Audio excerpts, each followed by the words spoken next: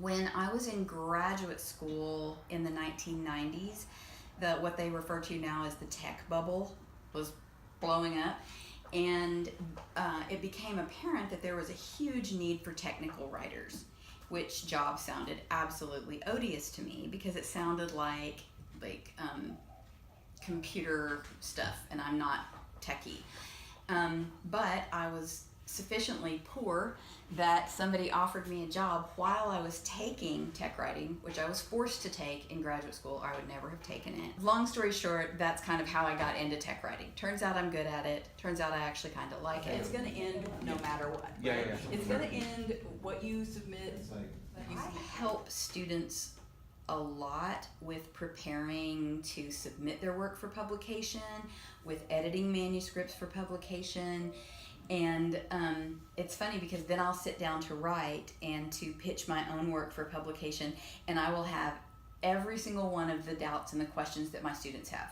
And I have to then sort of be both people, where I'm like, these are all the things that your students say, and you don't tolerate them from your students, so don't say them yourself. And so I end up sort of hearing my own voice in that case. So what stories did you end up with? And I get so much personal satisfaction from my students succeeding. And no one is more surprised by that than me, but it turns out to be some sort of, deep character flaw or something that, I just, it's like when you're teaching your kids to ride a bike and you're running behind them and you let go and they go.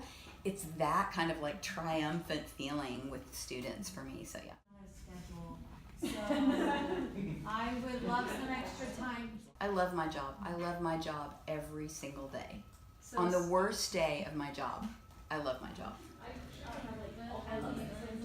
I don't love it as a Dr. I have to force myself to sit down and do the thing. Absolutely.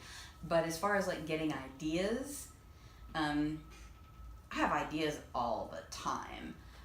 Whether or not those ideas actually turn into something useful, less so. And I do have a notebook beside my bed, because that's another place that, brainstorms, and I'll probably have to write something down 10 times. Write about this, write about this, write about this.